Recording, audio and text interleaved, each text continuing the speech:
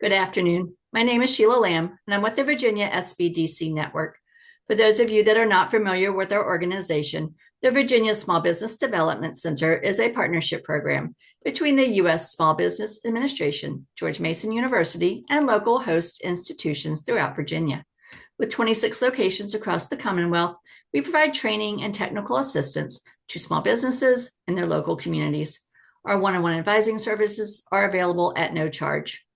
Today's webinar, Franchising 101, Starting a Business Through a Franchise, is presented by the Virginia SBDC Network with FranNet of Virginia and DC. We hope you can join us for our follow-up session, Franchising 2, Trends, Opportunities, and Obstacles, happening Wednesday, January 21st at noon. I'll drop that registration into the chat momentarily. We are recording today's presentation, and it will be posted on our website, virginiasbdc.org. Due to the large number of expected participants, everyone's microphone is muted and the chat feature is turned off. But if you have questions during the presentation, you can type those into the Q&A box and we will adjust them at the end of the session, time permitting. We have also enabled the live transcript function, which you can show or hide via your own meeting controls. And now it is my pleasure to introduce our speaker for today, Heather Rosen, President of FranNet of Virginia and DC. Heather is a franchise specialist from longtime SBDC resource partner and the creator of the SBDC's FranFit program, FranNet. Heather began her career as a lawyer, advising businesses on contractual matters and litigation strategy, and then ran marketing and business development teams for large international law firms.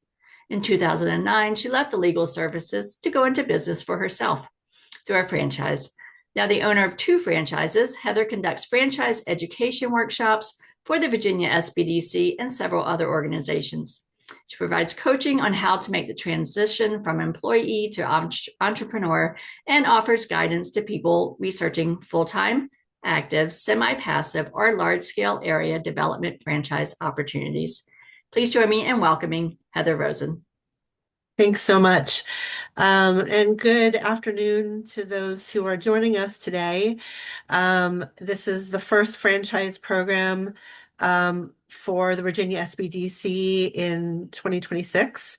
And I've got a lot to say, so I'm going to go through the material and look for questions at the end. As Sheila said, I'm the owner of 2 franchises, so I went into business twice through franchising. So the advice that I give people is based on the training that I received, but also my personal experience in the industry. And when I first got into, just a personal note, when I first got into business in 2009, I was working for a big DC law firm. And if you remember, for those of you who were working in 2008, 2009, it was another tough time in the job market. There was a lot of turnover. I was part of a group that let go about 10% of the law firm's employees. And we were all told, just be lucky that you have a job, but you're going to have to work constantly. Pretty much every single day and 12 to 14 hours a day, and there was a lot of pressure to just survive and really nowhere to go in case you were worried about your ability to be healthy or take care of your family. And so at the time I had some conversations with my husband, who was in the IT field, and my father, who was a business broker, and he was also a franchise expert, about making a move. And it wasn't just, kind of saying, gee, I'm uncomfortable, but when you're under a lot of pressure at work and it doesn't seem to be getting any better, your health suffers. And I say this as I sniffle, but I had some very serious health issues in 2009. Constant stress will do that to your body. It wasn't just me. As I looked around after a year of people in my firm going through what we went through, everybody was sick, and some people had very serious illnesses, and some people passed away. So I decided that I was going to be a survivor, and I was going to take control of my life, my my hours that I was working and my health and make a big change. And, here I am today, opened up another business along the way, mostly for fun, but also because I went through another life change, which is my daughter went to college and I had some extra time. And so as you think through business options, one of the things you want to think about, which I'm going to touch on today, is your reason for going into business, but also the time that you have and the money that you have to invest to put into a new venture. And the first time I went into business was through a company called FranNet. I'm still with them today. They provide a very essential service to me, which is they are my research arm. You cannot be a good consultant in the franchise field without having access to current data about franchises and how they're performing and, turnover rates and things like that. So I still work through them. They're still, in my opinion, the most knowledgeable, reputable, well-respected franchise consulting umbrella company in the country.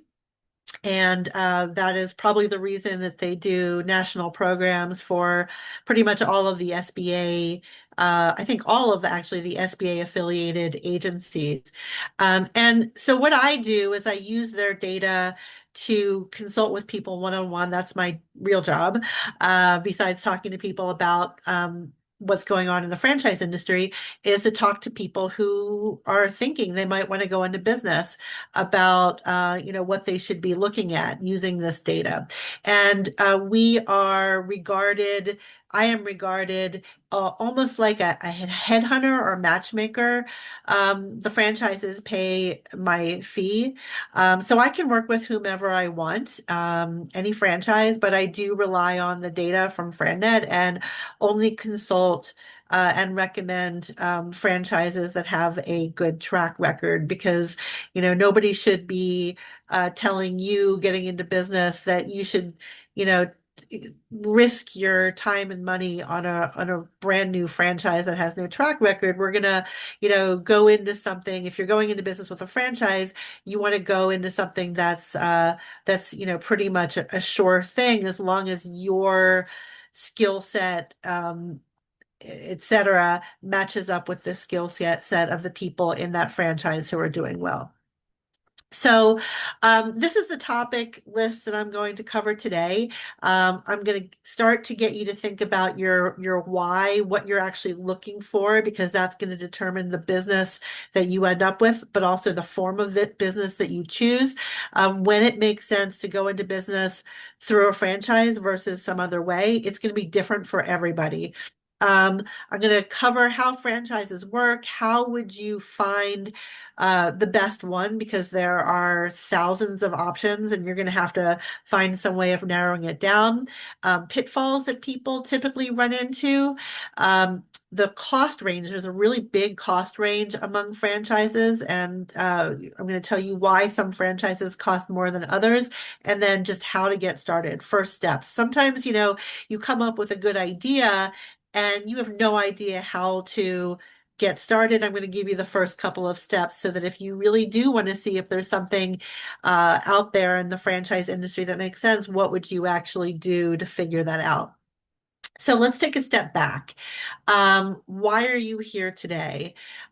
If you were the owner of a business that you personally thought was successful, because success is different for everybody, what would it allow you to do? How would it make your life better? If you make a big move in life, whether it's starting a new business or relocating, you're looking for a better life, right? Don't do it unless this improves your life. And it's going to be different for everybody because everybody has different reasons for making a move. What you see here is something that I call a success pyramid. It's, typical reasons that people will give for wanting to go into business.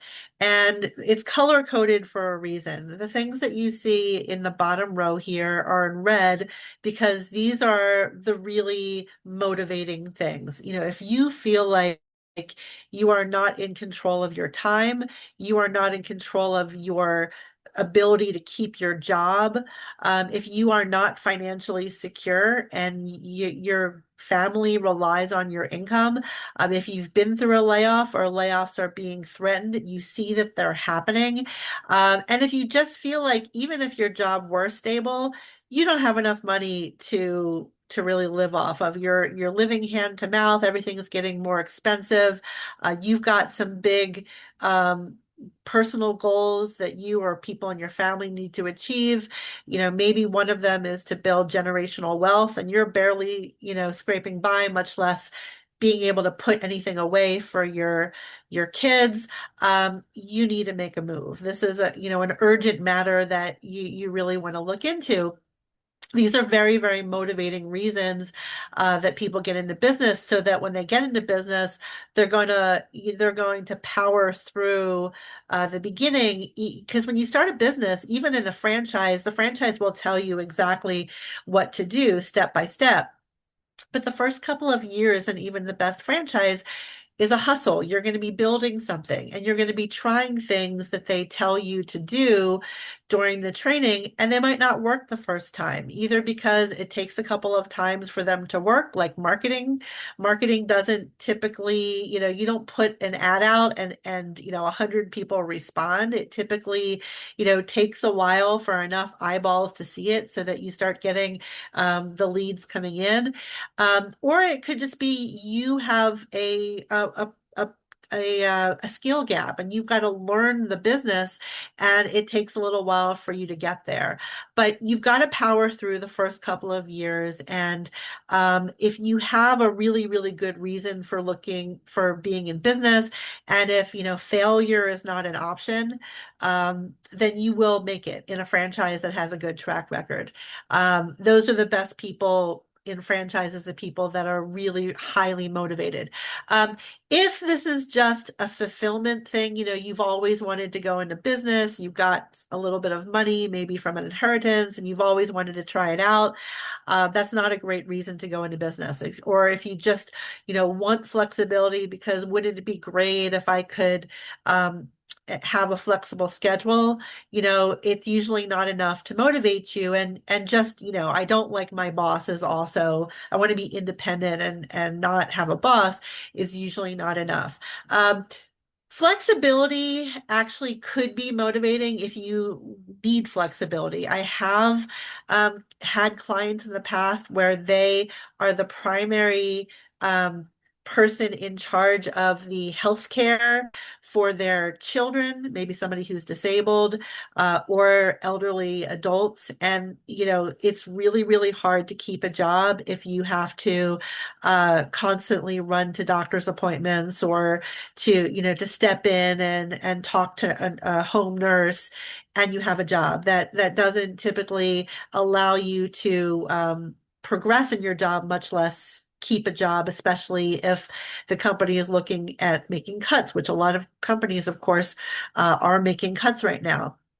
So I would say to you that, if you see something in here in red that resonates with you, you're ready. You should start looking into business options. If not, maybe wait until you've got something a little bit more motivating. Okay. You'll just do better in business.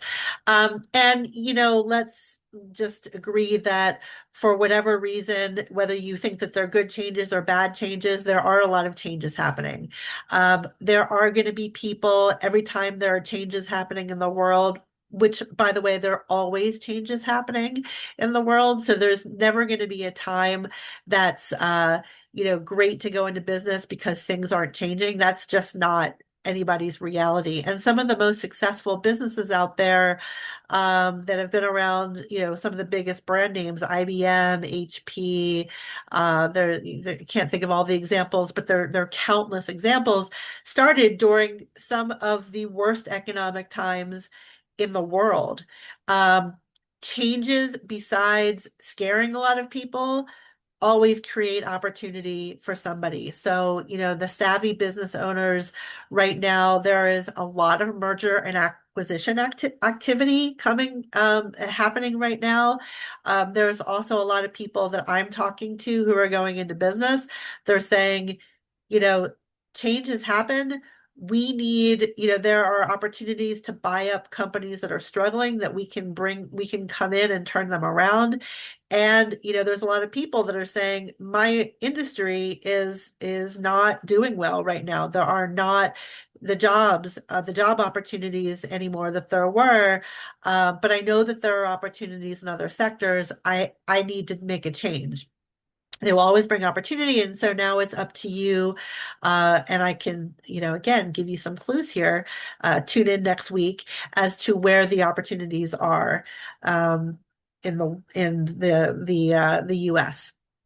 So, if you've got motivating reasons to go into business, then you have to figure out how to do it, what makes the most sense. And everybody is different. I'm going to give you the pros and cons of starting from scratch versus buying somebody's business. And by the way, franchises are bought and sold too. They're just businesses that have a contract with a headquarters office to provide certain services.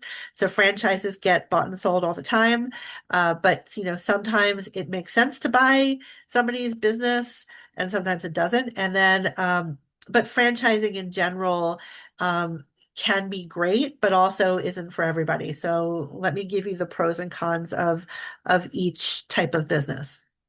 So, the thing that appeals to a lot of people about starting on your own, starting from scratch, is I was just talking to Sheila about this, is that it's the cheapest way of getting into business. You don't pay somebody for their business, you're not buying somebody's business.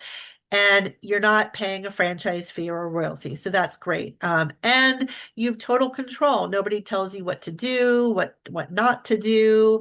You can completely change your business focus, your business model when you decide you want to, right? The problem is a lot of business models just don't work or are barely profitable. And you, as the sole business owner, have to figure out how to be profitable. There are business counselors to turn to for help, but in order to get real help, you really have to find somebody who knows how to run the exact same kind of business that you're going into, who's willing to talk to you and give you not just general business advice, but specific advice. And if it's somebody who's currently in business, they're probably not going to tell you everything. So you're going to be still trying to, figure it out. Um, and if you go to a bank to take out a loan to start your new business idea, the bank is not going to believe in you. You're not going to get that loan unless you've already run the exact same kind of business successfully in the past.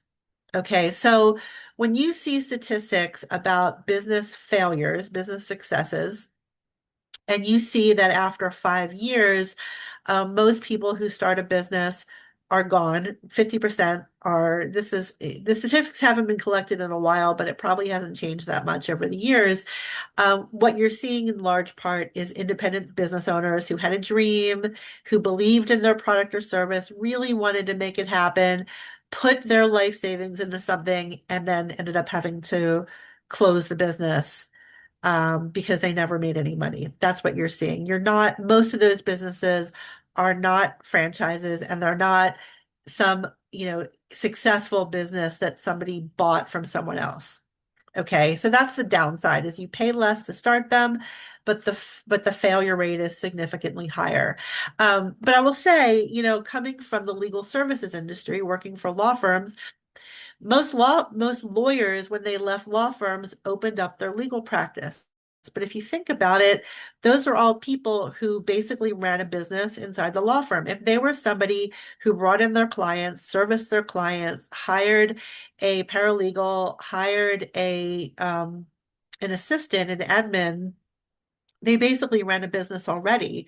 Now they just had to learn, how much money would they have to pay for rent? Where do I set up shop? How do I negotiate a lease? But everything else, they've already seen it.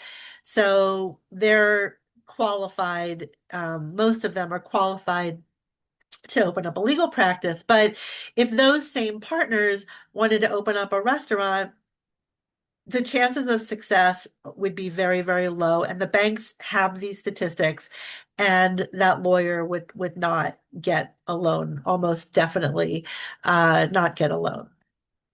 So now you're talking about buying an existing business, looking for somebody who has a successful business, or if you come from the industry, maybe you buy a business where somebody hasn't been successful, but they have a good piece of real estate.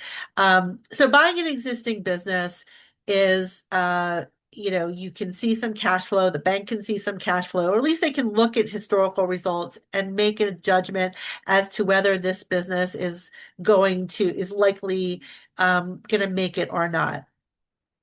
You like the idea that it's already set up. It looks like you just, take the keys, hire the employees. The owner, if the owner really wants to get out of that business, they may even take back a note for all or some of the purchase price. And it might look like a really good deal. You don't even have to go to the banks. The problem is that when you buy somebody else's business, you're dealing with a seller. The owner becomes a seller, and the seller does not have to tell you why they're really selling the business. A seller is going to tell you, it's been a great business. I'm just ready to do something different. If they have, uh, if their hours are horrible because the business is barely making any money and they can't afford to hire somebody, then they're not going to tell you that. You might not even really get to understand what the real cash flow is like because small business owners, I'm a small business owner, I own two small businesses. We can legally write off a lot of expenses that people who are, W-2 employees cannot write off. The tax rules are really, if you think about who lobbies the government, it's not individuals, it's companies. And so the tax rules are written for the benefit mostly of companies. So I have the ability to write off a whole lot of things that my husband as a W-2 employee cannot write off. And so if you look at my tax returns, it's not going to reflect the same thing as what I'm going to tell you my cash flow is. It's going to be a lot lower. And you're going to say, but wait a minute, Heather, you said that you're making this much money. And I'm going to say, right, but I wrote off a whole lot of expenses. And so then you got to figure out, well, what is my real cash flow? What's Heather really able to pull out of this business? Is this enough money for me to live off of, right? Also, when you buy my business, I'm going to tell you the advantage of buying my business is that you're going to not just get my employees, and I'm going to tell you they're all great, and that might not be true. But I'm going to tell you you're going to also get my customers. That is something called goodwill, is the what I can pass on to you in terms of existing business.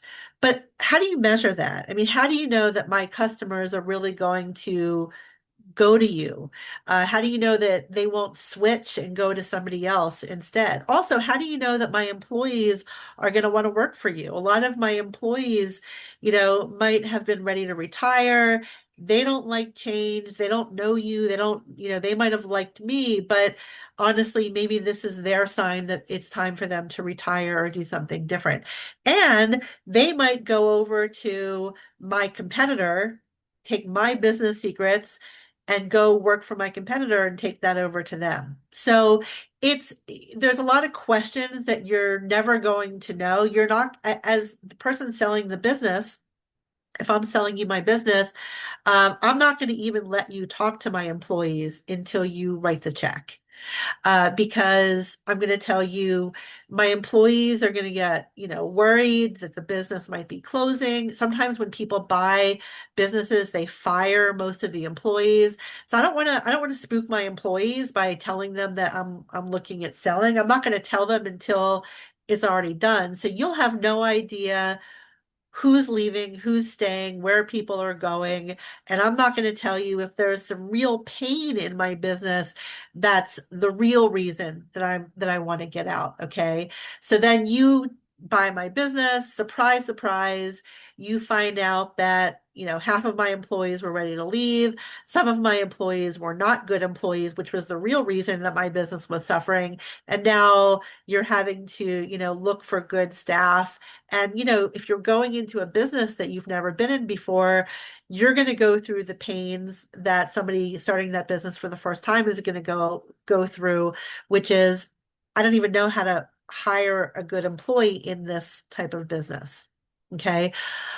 Don't forget too that if you're buying somebody's business and you're going to bank for a loan, the money that you make from that business, part of that gets repaid to the bank right away before you take a salary. So if you're looking at a business and I tell you I'm making $150,000 a year, if you're taking out a loan to buy my business, don't forget to deduct your debt service. You may be making a lot less than $150,000 a year if that's what I'm really even making, which again, you're really not going to know until you're in that business. And then the other thing about an existing business is that when I'm out of the business, I'm out. I may be willing to help you for a little while. It might even be in the asset purchase agreement. There might be something that says Heather Rosen has to stay on and train you, but it's going to be for a finite period of time, and I'm going to charge you probably a consulting fee for some of that time, if not all of it. Um, and I might not be a good teacher. Not everybody's a good teacher. If you remember, high school, college, you had teachers that you felt were very, poor at actually teaching you the material. So now I'm a business owner and you're going to have to trust that I'm a good teacher, and I might not be a good teacher and I might not have the motivation to really, teach you everything that I know. A lot of the stuff could be in my head, and oh yeah, I forgot to tell you that. Right. So, and a lot of these things are true whether you're buying an existing independent business or buying somebody's franchise business. But there are a couple of differences.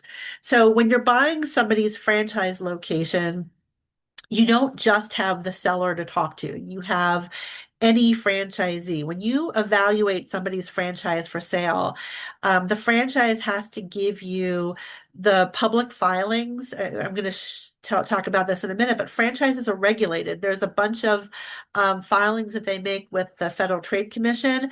And if you live in a registration state like Virginia, Virginia's a registration state, you're going to get some additional filings that's going to, among other things, give you a full list of all of the franchisees and their contact information for you to talk to. So you can get into, more information. You don't just have the seller, the owner to talk to you. You have other people who can give you a more balanced idea of what's going on in the franchise system as a whole and in that particular location. The other thing is that the trainer that you have when you buy somebody's franchise is not just the seller, it's the franchise itself. The franchise is going to put you through the same training that they put any new owner through. So, and that training might be better than what the seller would have told you. I mean, the seller will probably, give you as much as they can, as they have the ability to, but the franchise is going to have a formalized training process and mentorship program, handholding, just as if you were a brand new franchisee, because you are a brand new. For them, you're a brand new franchisee, so it's more like a formal schooling training than, hey, I'm selling you my business. Here's what I can tell you. Okay, so that's a big difference. And I guess the third thing is that the franchise itself, as you're going to see, the lifeblood of a franchise is the royalty. They can only continue if they have the ability to help their franchisees sell products or services. So they are incentivized. It's not just included in the contract. They have a very strong incentive to get you up to speed as quickly as possible, because when you sell products or services, they're making money. There's a direct relationship. And so that when you evaluate the franchise too, you're going to start hearing from them. If they think there's a problem with the location and they don't really think that location should even be open anymore, or if they think there's a problem with you, let's say they think that you really don't have enough time because of other businesses you have, or maybe you're trying to start a business while you have a job, they won't even allow the transfer. They won't let you do it. So you have a level. They're not gonna be unreasonable about this. They're not gonna, try to get in the way of one of their franchisees selling their business. But if they think there's a big problem there that they can't fix, they're gonna let you know that. So it's somebody who's giving you, kind of like a safety check to make sure that you're not getting into something that you really don't want to be getting into. So I want to talk about franchises now. Obviously, I'm a big proponent of it because I've invested in two of them, and I'm a franchise consultant and all that. But um, I've also seen people fail. I don't like seeing people fail. I have the ability to significantly minimize that, but there are still some people who have, changes in their life situation, and they don't make it, or sometimes we miss something. I don't think there's a recruiter out there who has a perfect track record of, somebody taking a job and they stay in it for years and years and years. That just doesn't exist in any recruiter um, track records. But we can significantly decrease the number of people I can who don't make it in a business. So listen up. Okay. So first of all, here's what you need to know. Um, Number one, first and foremost, you need to be at least somewhat of a system follower. So some franchises have a lot of rules, and a lot of people that I talk to would not be successful in that franchise. Some franchises don't have a lot of rules, but they all have some rules. And I would say that if you don't like taking advice, you like listening to advice, but you don't like taking advice, you want to always make your own decisions and never be told no, you're going to struggle in a franchise. So maybe some people will drop off right away after hearing that, but you've got to be coachable. You've got to be somebody who, even if you don't think it's, something that the franchise wants to do, a new marketing program, some other kind of change, you might not think it's a good idea. You have enough faith in the franchisor, faith and respect, and you've researched these businesses and the people who run them, right? So you have to be somebody who is willing to say, look, you're good people. I know that you're not going to do anything that hurts us. I've asked you, me and the other franchisees have asked you to go find new marketing programs for us. We're going to try it out and know that if it doesn't work, we're all going to pull out of it together because you don't want us to spend money that we don't need to spend.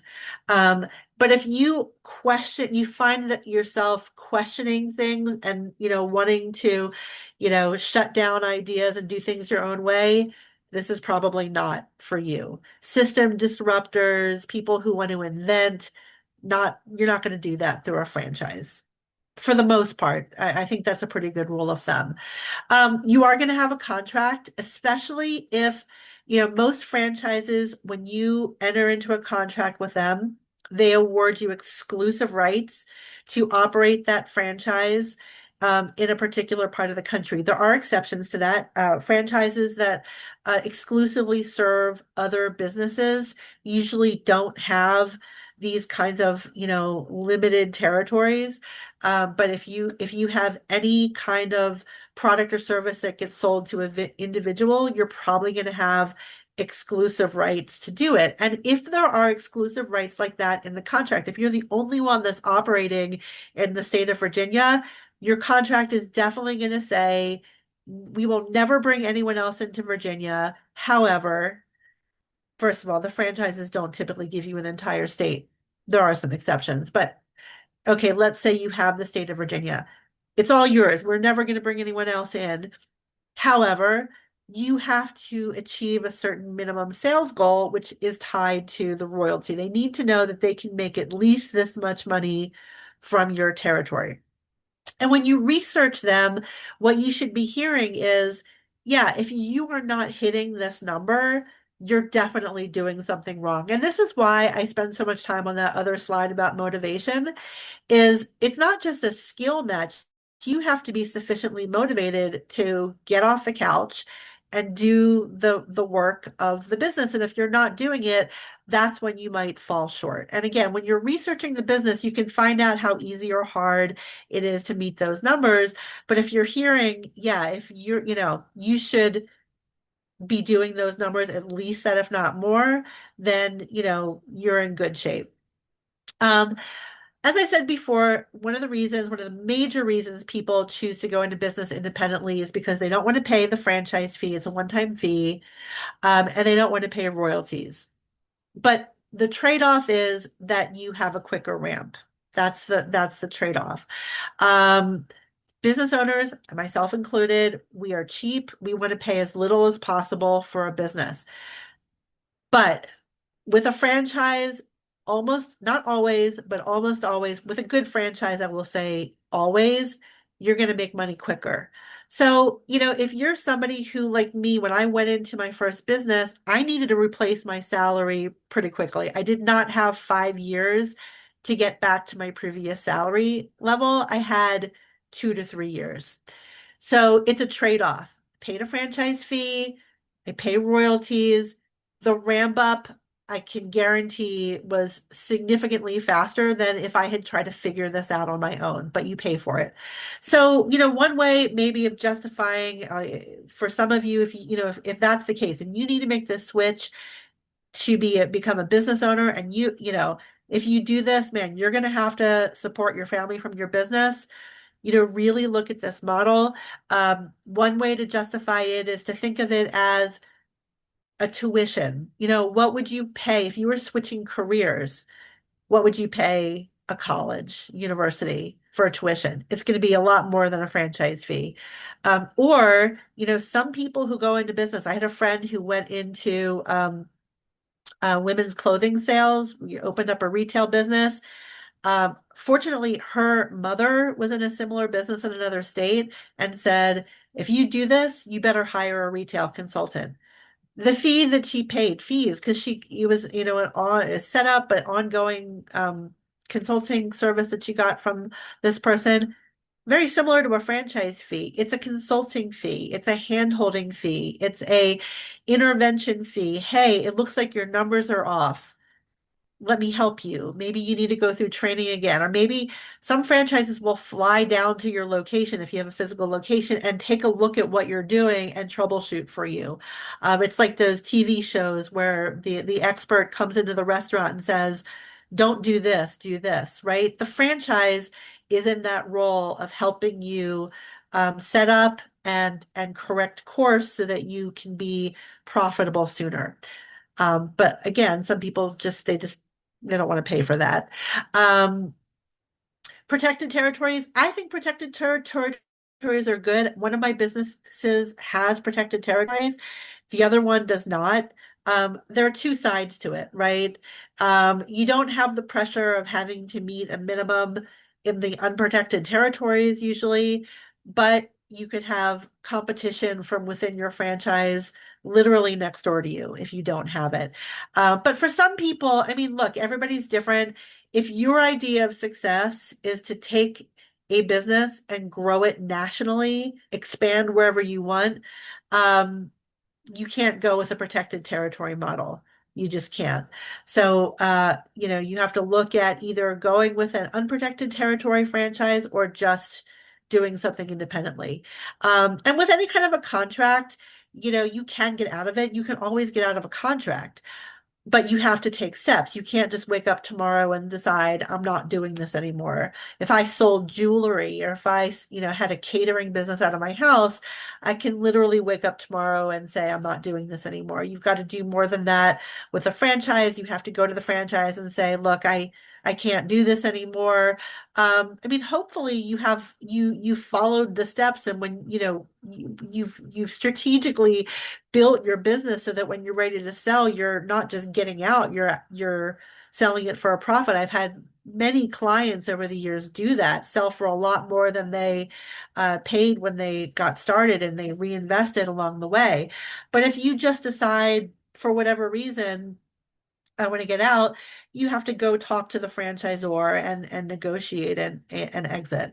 And I will say, I get a lot of questions about the famous food franchises, the ones McDonald's, Chick-fil-A.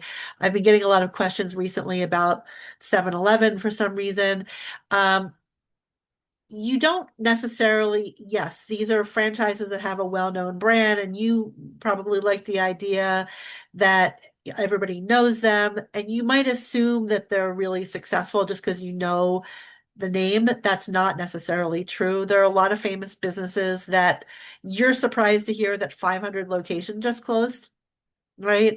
Um, but also, when you have a really famous name, anything that happens anywhere in the company, whether it's 1,000 miles from you or right next door, if that gets negative press, that's going to impact your business, even though you had nothing to do with it.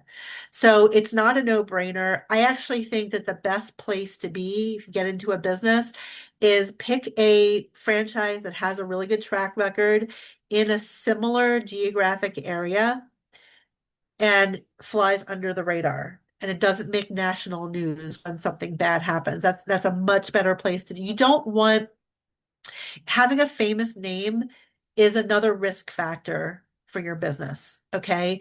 And there are lots of franchises that can create name recognition in your local area very quickly within a matter of weeks. So you don't need national name recognition to be successful in business. Um, but here's what a franchise gives you. It's, you can find something that's proven. Proven, it doesn't have to be famous, but you should find something that's proven. Familiar brand is great, but you don't even need that. There are experienced people already working for you from day one. I remember in both of my businesses, I got my new email address. The first week it became active, I started getting inquiries. Now, I didn't generate that myself, but the franchise already had a marketing machine that was going before was, day one in my business. No, that wasn't enough. I mean, I still have to do marketing. That's not enough to sustain me. But you look at, again, the cost of the franchise fee and the royalty and what I got just by flipping the switch and becoming a franchisee of that company.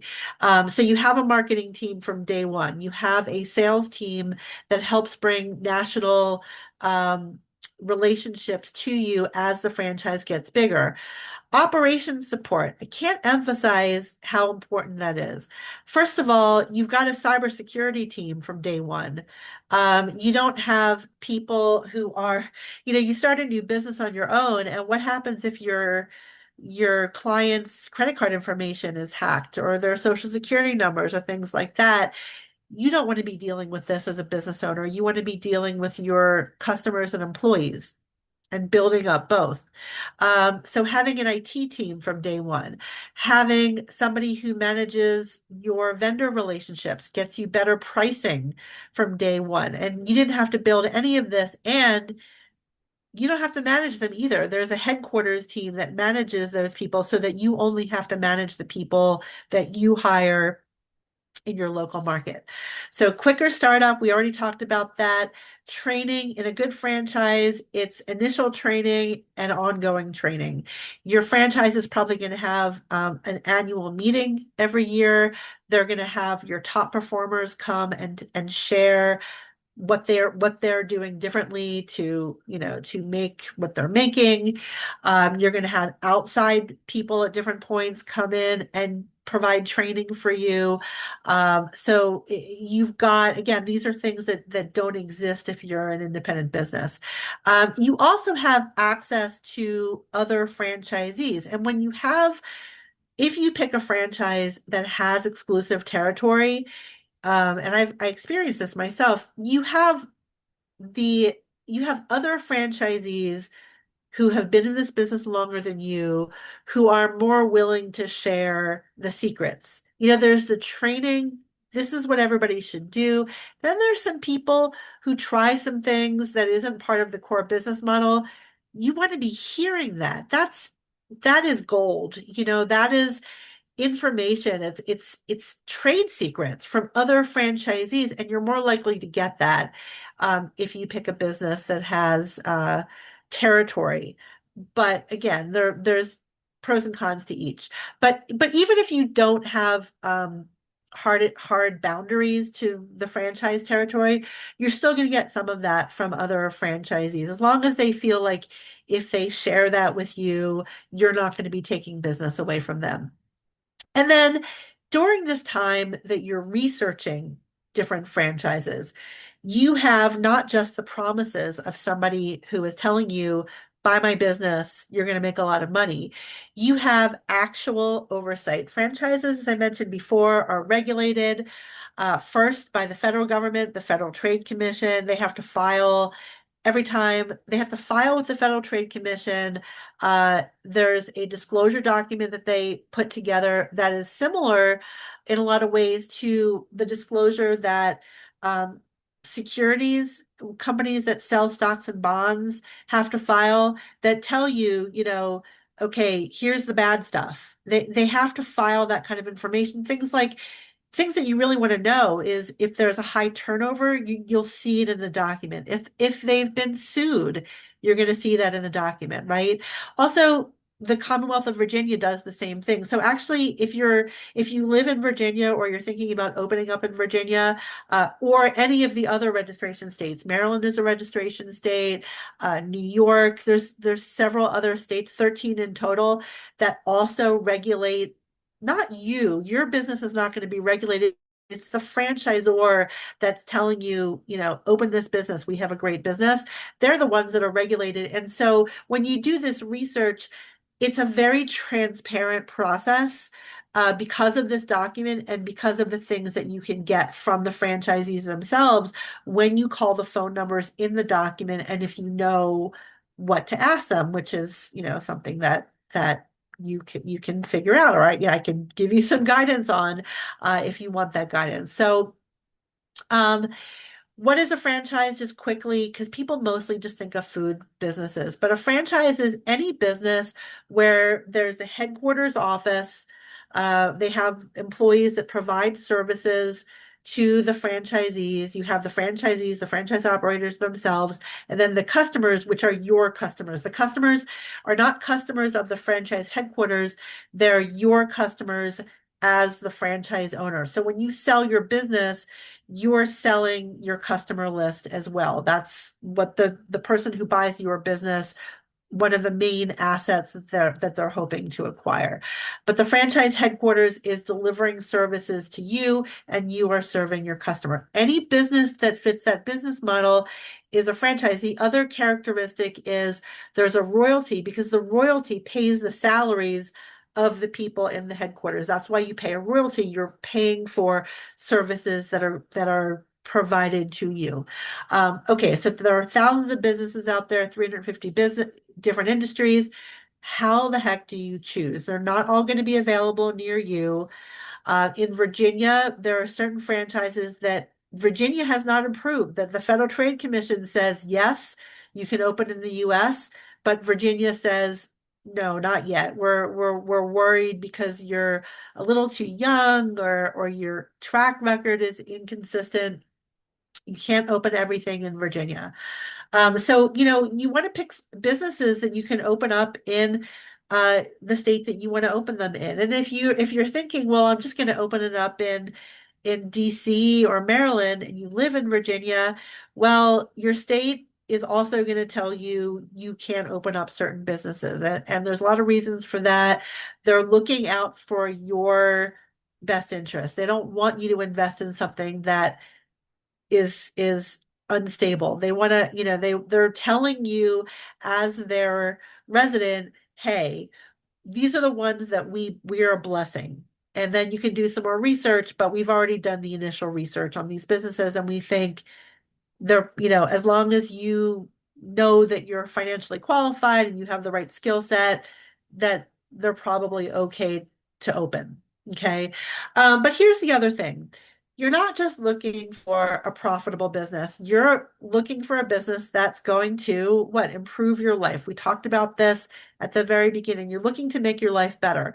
So you want to make sure that it allows you to have a good lifestyle and also allow you to meet your financial goals. You're doing this as an investment because you're hoping the business is going to throw off a certain amount of money that you're going to be living off of.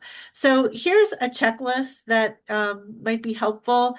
Can I prove that this is a good company with a proven track record of making enough money for me, that this is making enough money it's going to make it worth my time and my monetary investment?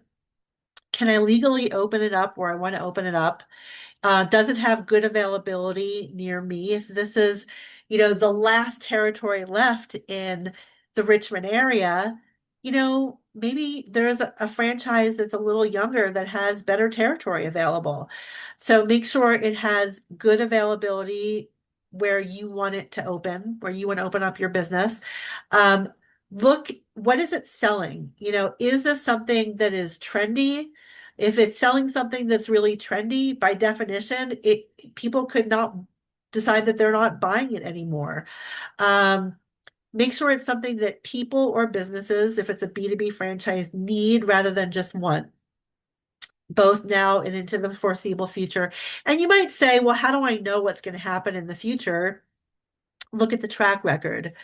If people have bought it in the past, for the past several years, it's most likely that they're going to keep buying it. And you can poke holes in it and say, is it internet proof? If you have a business that cuts hair, you're never going to have AI cut hair, right? So look at the past, try to poke holes in it, and then you can predict with pretty good certainty what's going to happen in the future. And now we know about COVID too. We can also look at, well, what if we have another public health scare? Is this a business that survived COVID? If so, that's another green check mark. And then is this the right business for you? And we're going to get into that too. But if you can check all those boxes, you can feel pretty good about your decision. Look at how much experience the management team has.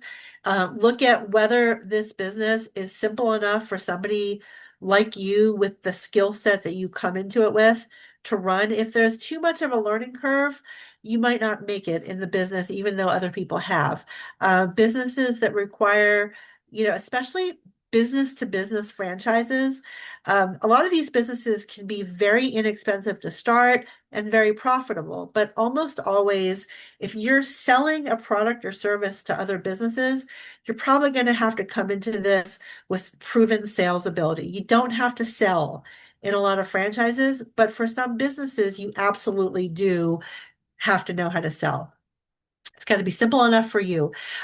Look for a franchise that doesn't just have initial training. You can also see that they have a lot of ongoing support that they provide to franchisees.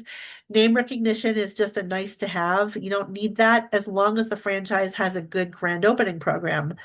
Step by step by step, here's what you need to do to become known within your community within a short amount of time. Do they have a real marketing team, not just one person? Do they have a real IT team and vendor relationship team, not just one person? And if they have been in business for several years, are they developing national relationships for their franchisees? That is such a valuable asset that your franchise can bring to you. Find one that has that as the franchise has opened throughout the country. They're not going to have it if they only have one or two locations because they can't, they're not going to promise any organization that they can serve them nationally. But once they start to know to grow nationally, you should start to see that they've put national relationships in place for their franchisees. And talk to the franchisees themselves about whether there is a culture of teamwork. Are franchisees helping each other or are they competing against each other? And don't go into business with a franchise if people are telling you no, we definitely compete against each other. You're not going to get, you want a franchise where you have franchisees sharing information with each other because you're going to get just as much value from other franchisees as you will get from the formal training.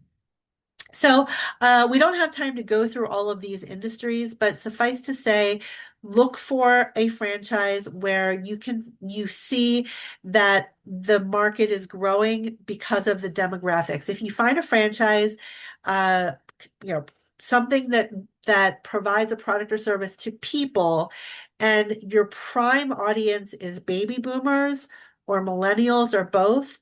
These are the two largest population groups. They hold most of the wealth in the United States. That's a great thing. And here's some examples of industries where you find that, okay? Is it an essential product or service?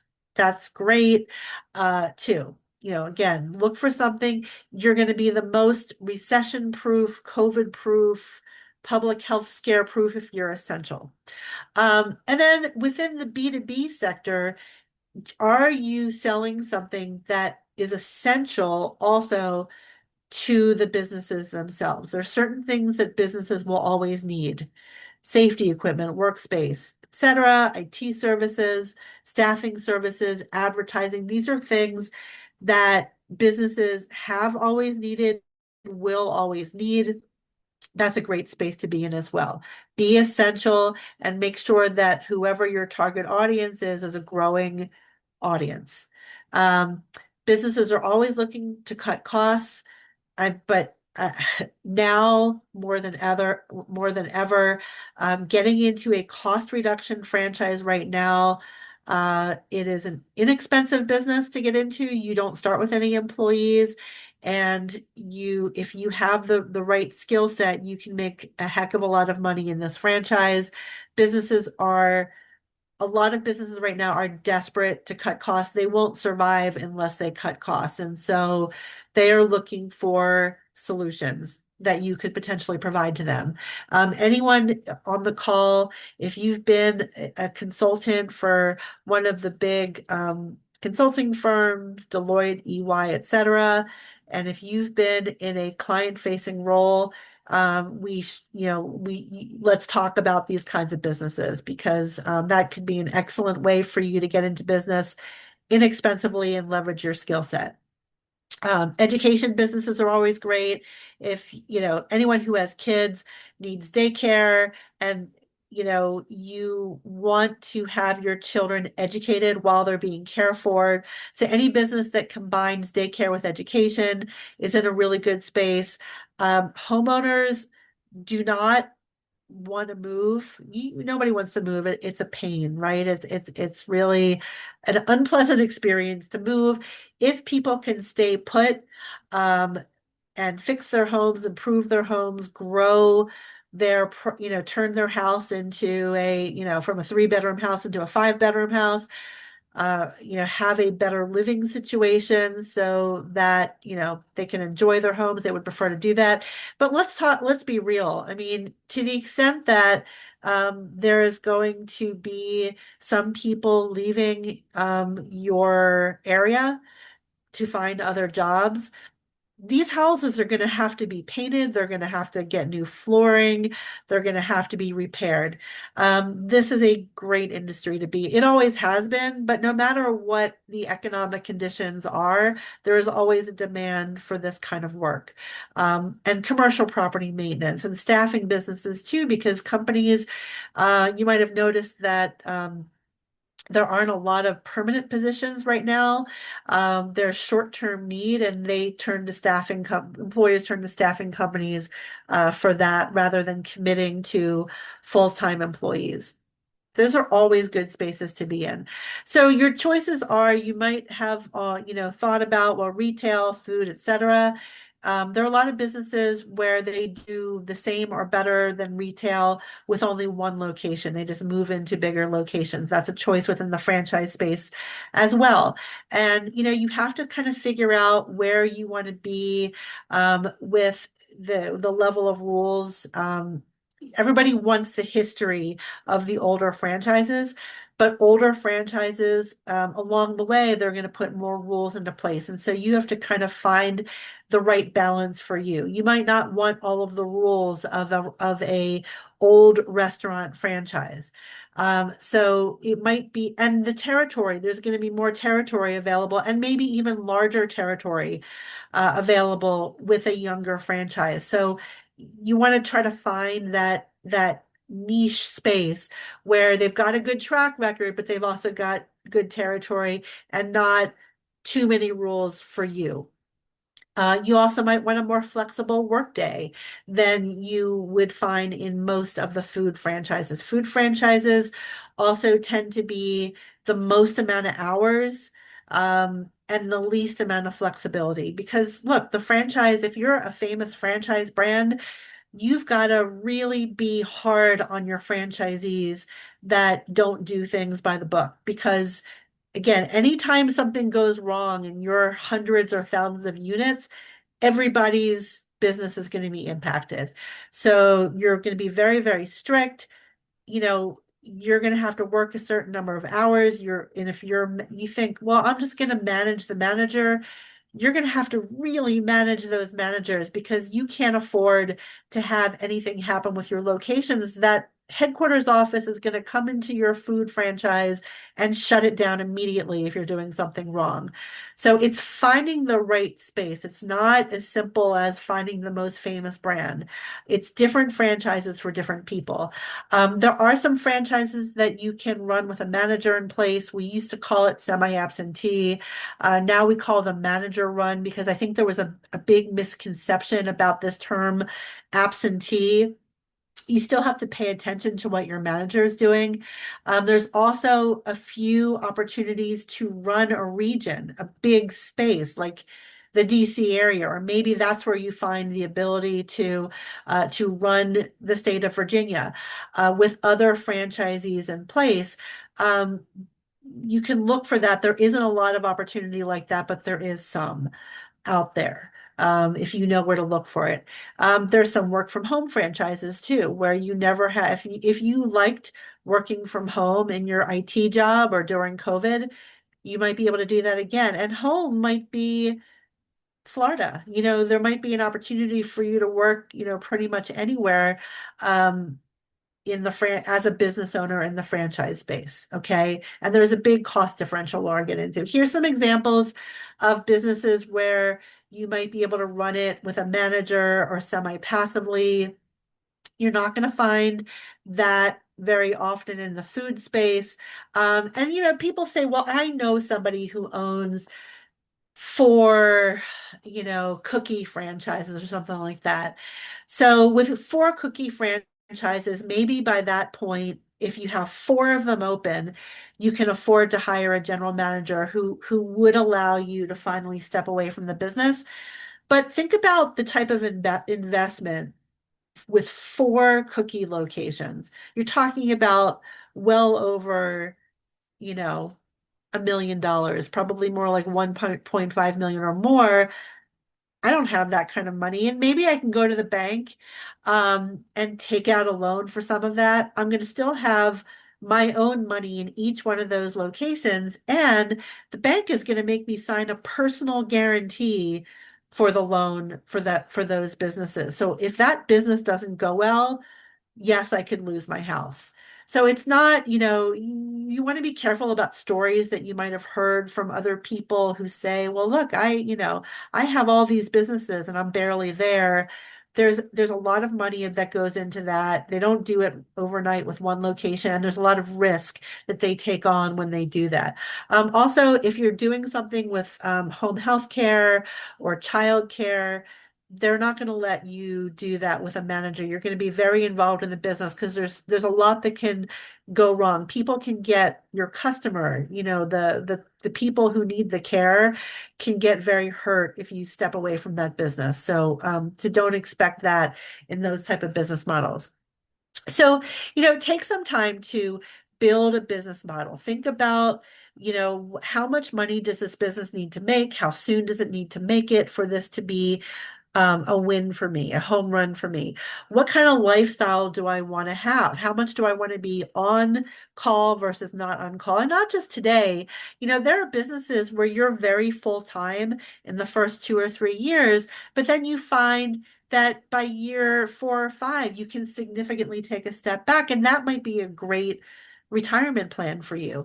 Those of you who have kids who are in school, in 5 years, your kids might be out of school and you could have a very nice retirement where you're able to visit them, maybe travel a little bit more than you're doing now, right? I mean, think about the kind of future that you want to build while having a business that can provide income to you. Your transferable skill set is absolutely a factor here. Different skills are needed for different businesses that you choose. So take a minute to think about, this goes into your business model as well. What are you good at? And look for a business where the most successful people are people who are just like you with skill sets that you also have. Okay. You might not even need employees. If you love managing people, you probably want to find a business that has, employees, or you can at least build up a workforce. That might be really fulfilling. If you can build out a workforce that also allows you to take more of a step back from the business in terms of your time investment, but not everybody likes managing employees. Not everybody's good at it. So that should go into your analysis as well. Come up with a budget. When I counsel people through this process, we come up with a do not exceed number. How much money do you want to spend at maximum from your own funds? And what's your maximum loan amount? Think about yourself running this business. Where do you want to be working? Maybe there's some places that are, an absolute no. Maybe you never want to work in a mall or in a strip center, or maybe you never want to, open a business at 6 a.m. and close at 8 p.m. What kind of hours do you want to be working? There's different businesses for people who want different things out of them. Some people want to hire their kids and provide a job for their kids when they get out of school, or their spouse wants to retire in a couple of years and come on board. We look for a business where there's a interesting role for their spouse that leverages their spouse's skill set, right? What kind of customers do you want? What kind of customers do you not want? If you start a tutoring business, your customer is it the kid that's being tutored? It's actually the parent, and so think about yourself talking to parents and calming down parents that don't feel like their child is achieving as much as they wanted them to achieve. Do you want that type of customer? Okay. So with a franchise, as I said, you're going to get the full list of all their franchisees. Take the time to interview them, at least 6, if not more. Talk to people who are doing well, because you want to know what the top people are earning and what kind of lifestyle they have and what kind of skill set they have. But also talk to people who are more kind of average and maybe a couple who are struggling, and look for a franchise where you most resonate with the top people. That's going to be a good indication of how you're going to do. And stay away from these pitfalls, okay? Don't pick a business. And a lot of people do this when they don't hear this kind of guidance. They start with, what products or service do I buy? What do I love as a customer? Don't start there, because if you start there, you're going to get caught up in the passion of, I want to be providing this product or service. Look at the business model yourself. You're not buying the product or service. You're investing in a business. You're working in a business. Start with, this is the work that I want to be doing. This is the money I need to be making. This is the amount of money that I have to invest. And then find a business where what you're going to be selling is something that you can get behind, because you know that it's needed by your community. You don't even necessarily have to be someone who buys that. A lot of people, they like to be the person that buys that, but you don't even need that. You just need to be somebody who wants to be providing a valuable product, a valuable, essential product or service to the people in your community, the community that you live in or that you want to be living in. You don't necessarily have to have research, I'm sorry, to have industry experience in the business you're going into. Um, I think the statistic is only 26% of people going into a franchise are going into an industry they've worked in before. The franchise can usually provide that. They don't need the industry experience from you. You need to have the right skill set. That's going to be an indication of how well you'll perform. Okay. The franchise can tell you who you need to be marketing to, how to price it, how to reach your audience. That's the industry side. You need to come in with the ability to market, manage, sell, and or provide customer service. You don't need to do all those things, but you have to come into it with at least one or maybe two of those things, okay?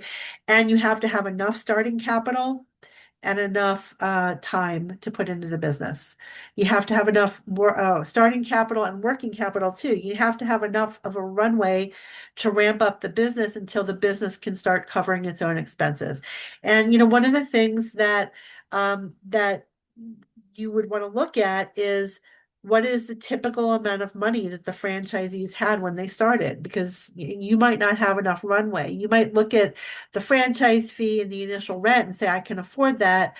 But, if it takes a year or two for that business to make money, you're going to be out of business, even though, the other people have been successful in the business. So this is why it's so important to look at your budget, make sure your budget gives you enough of a runway. Um, so let's talk about fear. I mean, fear has probably already kept you from doing a lot of things that you looked back and said, I really wish I had done that. Fear stops people from doing anything that's a big change. Feeling fearful when you're making a big move is expected. Everybody goes through it, even people who have been through that move before. Um, there are people who get married or don't get married because they're fearful. And then there are some people who probably should have been a little bit more fearful, but the love blinded them and they just kind of said, no, I'm just going to go for it. Um, you can reduce fear and manage fear by doing this kind of research, by going through these steps that I've laid out for you. There is so much data. There is so much research that you can do that you can rely on when you're going forward with a franchise. You're still going to be worried about, did you miss something? But if take this kind of counseling, go through this process, you should be feeling really good about the decision. You still might have that lump in the bottom of your stomach, but you should be look at all these people who had exactly what I had and did well. So I'm going to go and do it. Okay. Don't let fear drive decisions. Let data and statistics drive your decisions. Okay. To go through a franchise search, it should take you 3 months, 4 months, something like that, if you go through these steps. If it took you 2 months or 1 month, you probably missed something. You probably led with passion and I believe that this can work and I just feel it. You probably missed something big. Okay. So if you take the time to put together, here's what I'm looking for, my business model, pick franchises that seem to match that, research them against each other, drop the ones that you find out, well, don't actually fit your business model, add some that seem to be a closer fit. It should take you about 3 months to go through this process. And then you start looking into funding sources, planning. How are we going to go through the opening process? It should take you about 3 months. It may be 4 months or 5 months if you between the time that you start and the time that you're actually in business. So what I'm going to tell you is, when to start searching. We're going to get to that. But basically, if you think you want to be in business within the next year, within sometime within 2026, get started now, that you want to start your planning and searching and looking at different options right now. Um, what does it cost to go into business? So if you're going into a food service business, a restaurant, these days you're going to need at least $400,000. If you're going into anything that has retail space, you're going to need at least $300,000. Um, there are a lot of businesses that you can do for well under that. I will tell you that if you are looking to open up a business that you're hoping will support you, will throw off enough income to support you in any kind of a major metropolitan area, you're going to need at least $60,000. But $60,000 is very different from $400,000.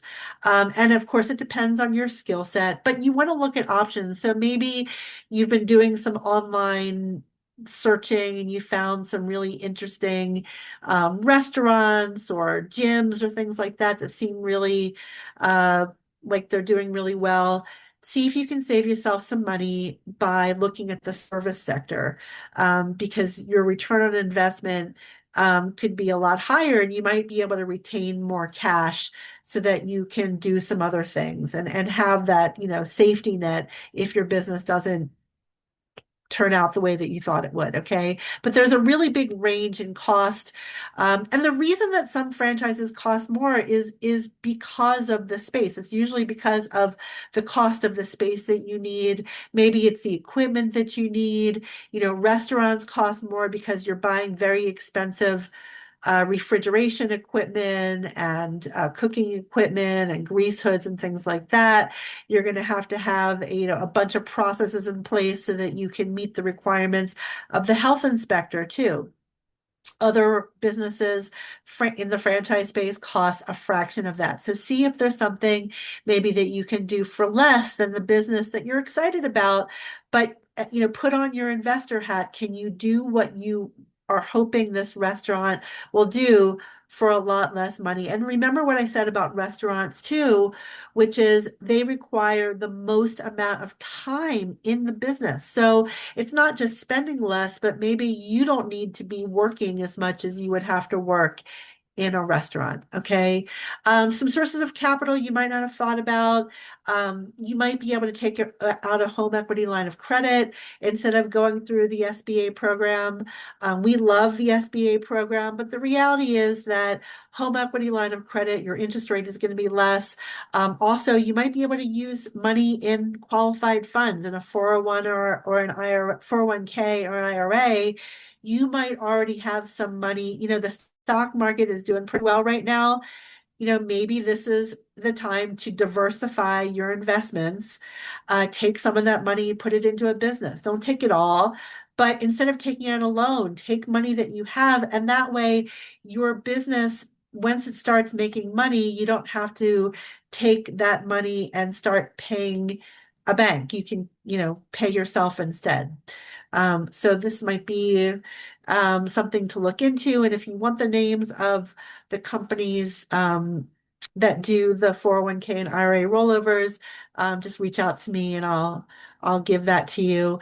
When to seek help? Like I said, I think that if you want to do something within the next year, you got to get started. In fact, if you're thinking about opening up anything that's going to go into a retail space, you're probably not going to be open for at least 18 months.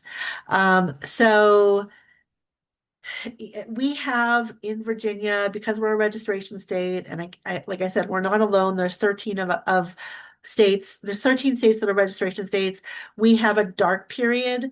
Every year, the franchisors, the companies that are training and selling licenses, have to go through a refiling period. And during that time, most of those companies won't even talk to you. You can't sign a franchise agreement and get started while they're through the refiling period, the dark period. So this is why, timing is everything. It's January, starting middle to end of May, the franchises start going through this refiling period. It really just depends on when their fiscal year ends.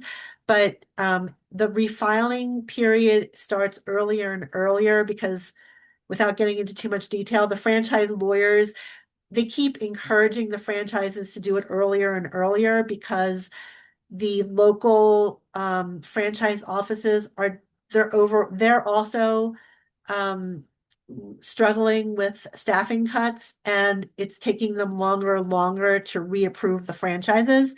So I really think that if you want to do anything within the next year to year and a half, you want to get started right away because within the next month or two, you're going to be put on hold while the franchise waits to be reapproved by our state. You want to have at least $50,000 liquid capital from somewhere. If you are married or in a committed relationship, you do want to involve your spouse in conversations at the beginning versus at the end. You're going to lose time if you think you're going to find the franchise and then present it. Hey, I came up with a great idea. We're going to start this business. You're going to end up backtracking and probably end up with a different business. You want to involve them in the conversations of what are our long-term goals? What do we want to achieve with this business at the beginning rather than in the end? And if you're thinking about going into business with a partner, yes, it is nice having somebody else to help you out. Yes, it is nice to have someone invest with you. However, be very careful because partnerships split up all the time. You're going to be splitting revenue with this person, and you're going to have to make sure that you can agree on major business decisions with your partner too. And if you've never done that before with your business partner, you might run into trouble. Okay. So, if you're thinking about doing this, if I haven't completely discouraged you from going into business through a franchise, um, take the evaluation. It's something called an entrepreneur profile.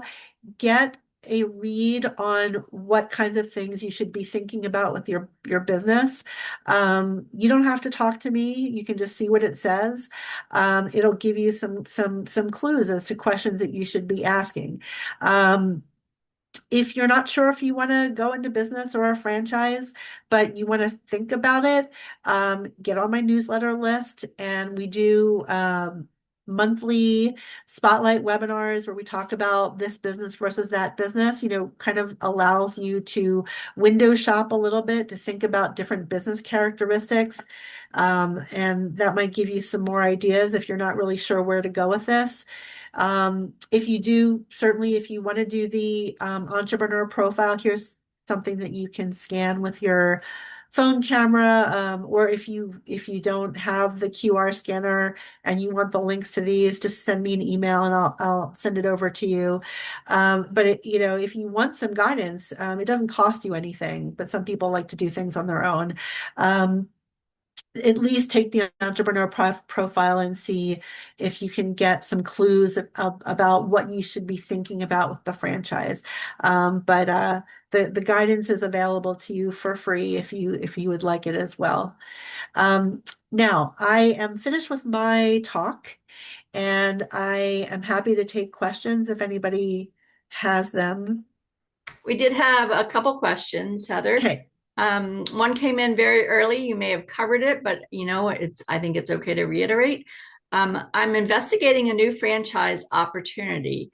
They are a new start and being established. What questions should I ask and indicators to look for? So, questions to ask with a new franchise is, you don't want to be a new franchise and a new industry and a new management team. That is the riskiest business that you could go into in the franchise sector. So ask about how do we know that the industry is proven? It's okay to be a new franchise in an established industry. That's less risky. Even less risky is an experienced management team in an established industry if the franchise itself is new. You want to make sure, I mean, if you were going into a business, let's say you were going into a brand new fitness business, okay, brand new, but the type of the membership model is a membership model that you've seen in other successful businesses, and the type of fitness is not, it's not a trend because it's something like personal training, for example. Well, you know that personal training businesses have been around for a long time. And now you found out that the people who run that franchise are people who came from a really successful fitness business. Wouldn't you feel a lot better than about the business? Yeah, you would. Um, but if it's a brand new, management team for the industry and you're doing something completely new and it's just somebody's Shark Tank idea that they want you to buy into, you better be able to take on a lot of risk. That makes sense. The next one was I am frequently contacted via LinkedIn by personal assistants of franchises about their CEOs wishing to speak about starting a franchise. She ignores them, or this attendee ignores them, probably because they're spam.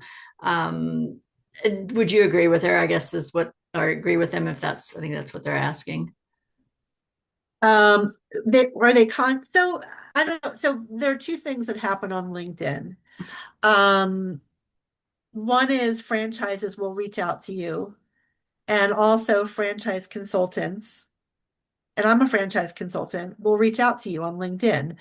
Um, it's, I mean, that's how they find people. It doesn't mean that they're bad. I mean, I just think that um if a franchise is reaching out to you or a franchise consultant is reaching out to you, they probably haven't really read your resume. They probably did input some search criteria because they might be looking for people who are mid-career in certain markets where they want to expand. But, just like, I mean, headhunters, recruiters do the exact same thing. They're all recruiting.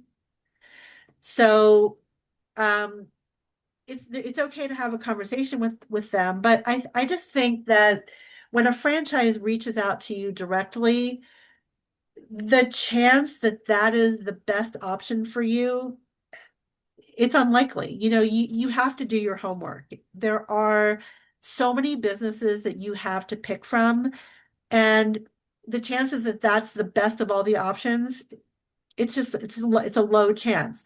If a franchise consultant reaches out to you and they know your market and they have a lot of experience, that could be good advice. Some franchise consultants only work for a couple of companies, and then you're still, in this, what are the chances that one of those three companies is actually the company for you? Make sure if you're working with a franchise consultant that you're working with one that looks at, pretty much all the industries that are successful. I mean, we do that. So it doesn't have to be me, but you want a franchise consultant that had, just like you would talk to a financial advisor at, Merrill Lynch. Make sure that Merrill Lynch, your financial advisor, is considering all the options and is saying, I'm going to take the time to understand you and your goals and what you're good at, and is going to really have the capability of giving you solid advice. I Great advice. I thank you, Heather. You packed so much good information into these webinars. And we don't have any other questions. And it does look like, oh, we might have we had one drop in. We got a minute. Think we can do it? Let's Um, try. let's see. I am planning to invest in an existing transportation and logistics company with stores all over the country with a good brand name. I've had conversation with some franchise store owners of the company, but they are hesitant to send their financial report statements. Is this a red flag?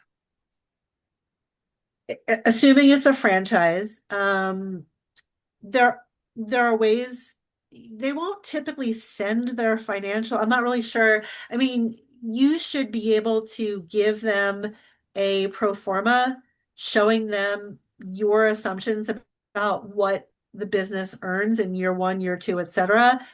They should be able to comment on that. They won't necessarily send you their books and records. And they're not, if they're not selling you well, if you're buying somebody's business, then they should send you your books and records. If you're talking to franchisees, they're not going to send you their books and records, but they should be able to comment on your assumptions. and tell you if any of your, cost and revenue assumptions are off. Great. Okay, we did it. It's 1:30. Thank you, Heather. And thank everyone who joined us today. As a reminder, you're going to receive an email with a link to the recording. And if you would like to sign up for upcoming webinars or access recorded webinars, please visit virginiasbdc.org/training. These resources are designed to be used in collaboration with your local SBDC advisors. You can sign up for a free and confidential session by emailing help@virginiasbdc.org or via our website. And we hope to see you all next week for the follow-up session here. So thanks again, everyone. Have a great day. Bye.